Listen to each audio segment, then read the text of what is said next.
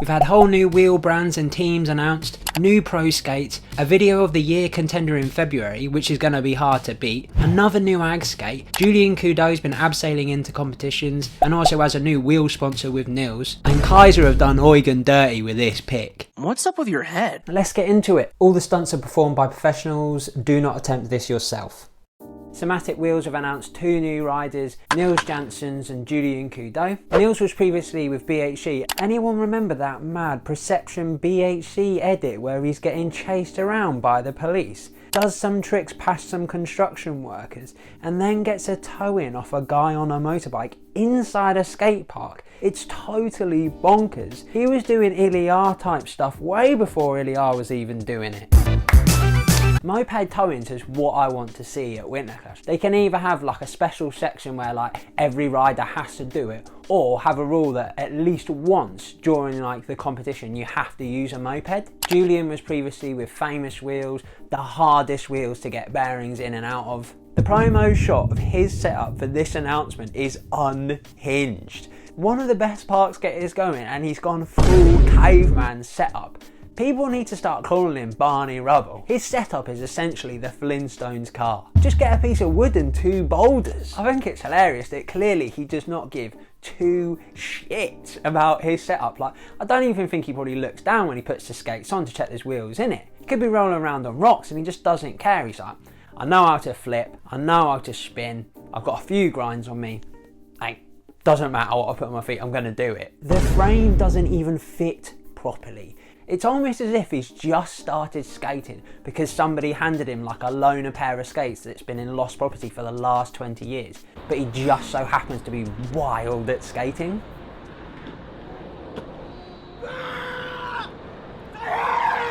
It's the most, yeah, that'll do, setup going. He should have been looking through one of the holes in the middle for the pick though. When I see you again. Anyway, 2 good signings. That team video would be bob on. Cudot actually recently abseiled into a special event. He best be doing that for Winterclash. I kind of think all Winterclash finalists should be doing that, like borrow that light from the Bitter Cold Showdown and like have everybody like abseiling in for the finals. Joe Atkinson paraglides in on a hand glider with some skis on, like drops into a ramp. That'd be amazing, man. Oh, and as a replacement for the bowl comp, have a meat raffle in the middle of the bowl. But what happens is when you announce the winners, you actually announce 3, and then it's a race to see who gets into the middle of the bowl first, and like they can fight over the steak. Packs of mincemeat flying everywhere. Nils also did a promo ad with a Latvian telecommunications brand called Byte for the new Samsung AI. Really sick. Nils is getting deals like this, and that the skating is given main stage with the phone. It's not just like someone flying past really fast or doing something novel like a backflip and a flame shirt using a stolen catchphrase. This is a decent, pretty authentic portrayal of rollerblading. I hope Nils gets more opportunities like this. I'm sure he was darting around in like a Porsche the other week as well. So out of nowhere, Dream Wheels has sprung up with a fully loaded pro and amateur team, wheels, merch and a video. Stacked like one of those 108 games in one Game Boy cartridges. On pro you've got Michael Kraft, Matty Schrock, Andrew Broom and Brian Freeman. Plus an urban wheel designed by Chris Piasek. AMs include Itchy, Nay, Julia, Taylor and Victoria, all of which can be seen in their first team video. A really varied team, and that's the way to kick things off, and I think that takes wheel brands up to about 50 now, so you won't struggle there. We got wheels up. Jan Welsh is the man behind it, with Jeremy Bytol and Chris Peel on the creative side. Between them all we are talking 4x4, Vicious, Casper and loads more, so some really good pedigree in there. Exciting to see what comes next. It was rumoured last year that Powerslide were creating like a entry level budget skate, and it's here. It's called the Reactor. Alternative name was Patrick Swayze. Oi, oi, come on. And is housed under a brand called Playlife. The boot is a version of the Sway with a couple of holes punched into the side of it, which if you're a newcomer to rollerblading, you might look at that and think, oh yeah, that's kind of techy, kind of like sports tech. Like make things neon or put like a regular shaped like air vent holes in them, and people are like, oh yeah, nice, like sports tech. That's for a good reason, that.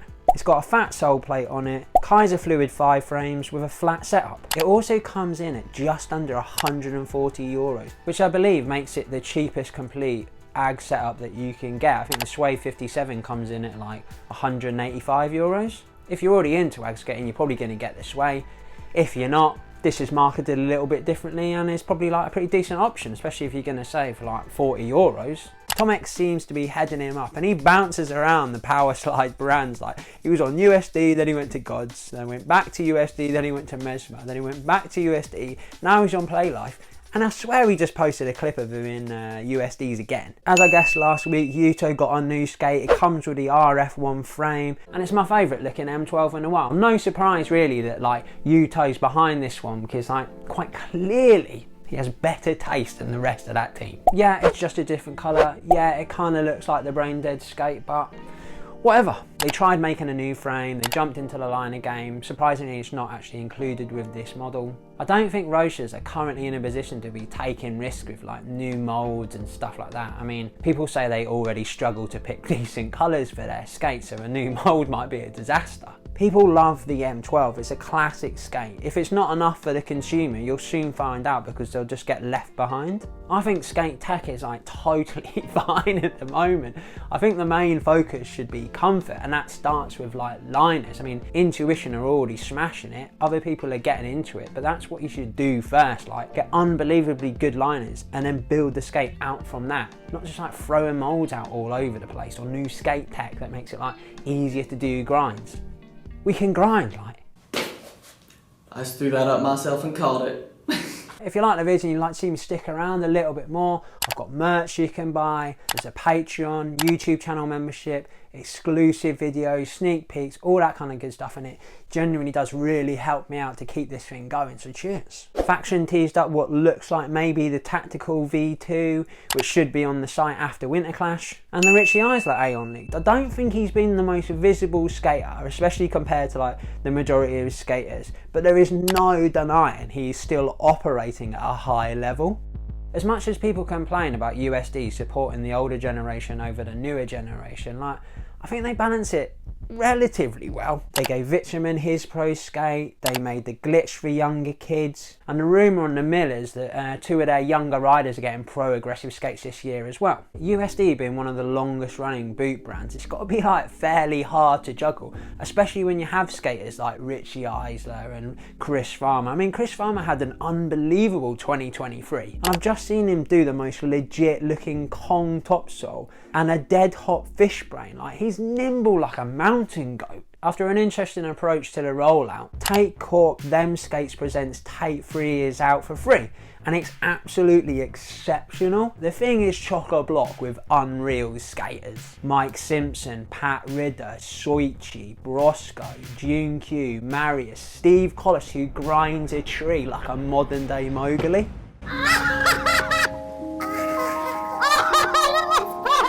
The skating is creative, innovative, stylish, and done with such conviction that anything out of the ordinary or new looks like they've secretly been doing it for years and you're instantly sold on it. It's like we should have all been doing this ages ago, and this is only achieved if you're really good at skating with solid foundations. You can watch that video and be like, fucking hell, I've been doing this completely wrong, like that's what I should have been doing. It's like one of those turning point videos, like a Road to Nowhere or a KCMO. I know some people were even comparing it to Cudot. To me, to you, to me it's the most complete example of modern skating. The combination of all the trends and styles that have been brewing for a while. But in this, it's somehow jumped up a level in execution and presentation of ideas. It feels like it's opening things right up. The tuck shop is open and there's all sorts of new bootleg sweets in there. And although the true difficulty of some of these tricks and their intricacies will be like undervalued and lost in some people, what remains really obvious is how fun it all looks. It makes you want to skate. Brosco is the GOAT for me, and he normally steals the show in most videos he's in.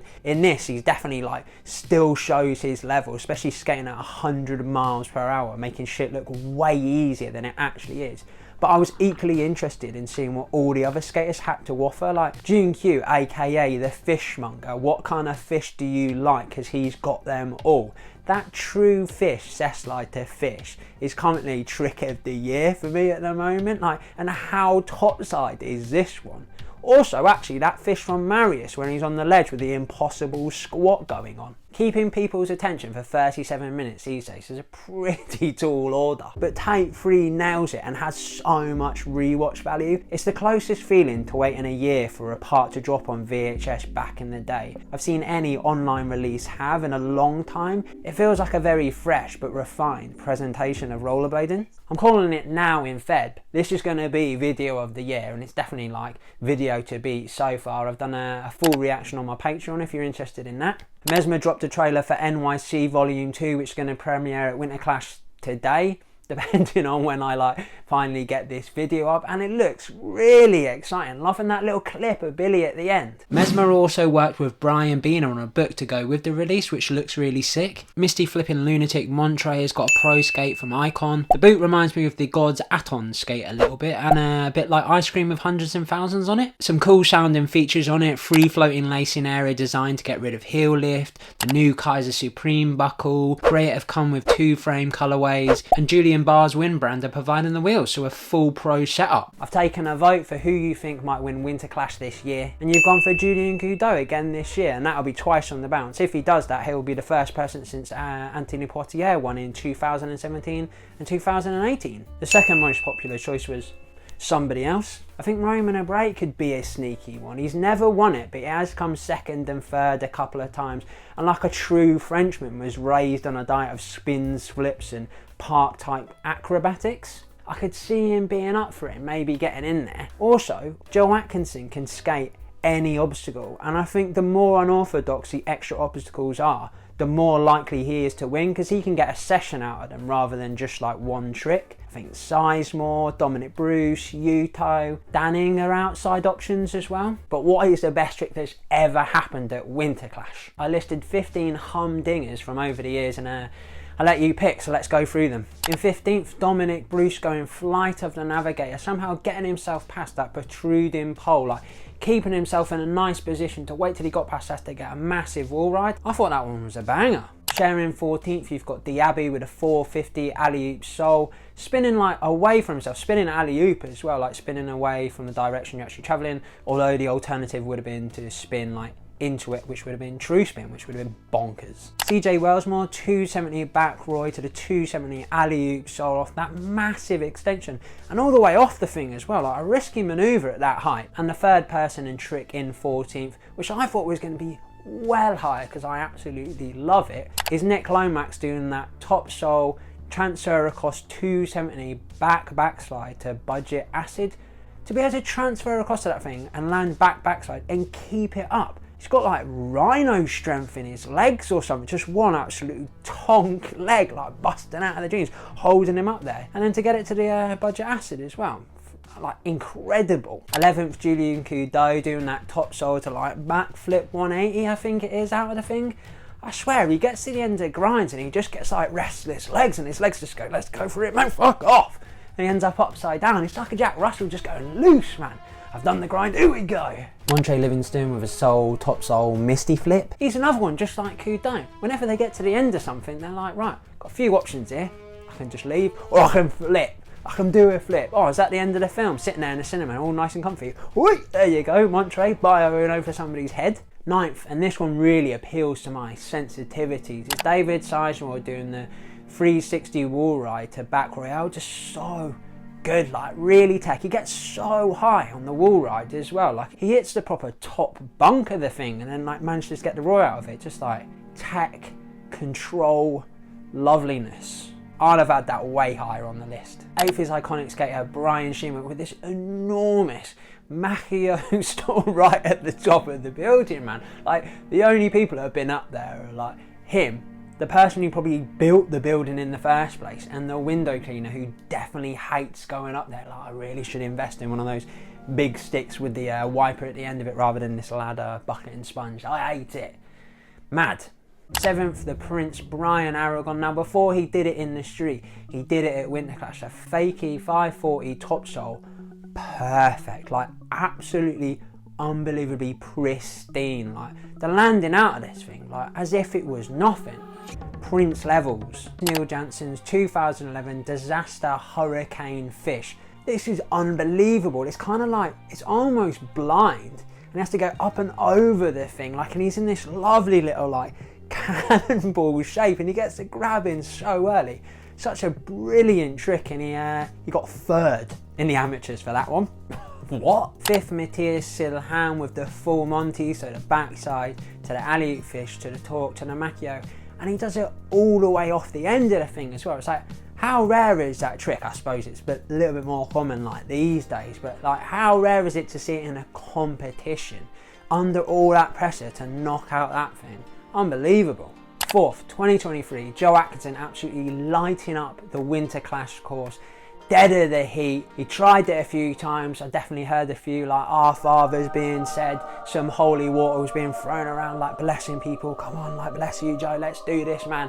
The big backslide that he absolutely worked for, people just willing it to happen. Unbelievable scenes when he landed the thing. Whole place lifted up, the toilet stools were shaking, beer was flying everywhere. Incredible moment. Third, 2019 was absolutely bonkers for amazing tricks. Yuto Goto hair braided up in sports mode, already taking a knock to the chin, determined to put on some sort of clinic. Fakey 3, grabbed by the way as well.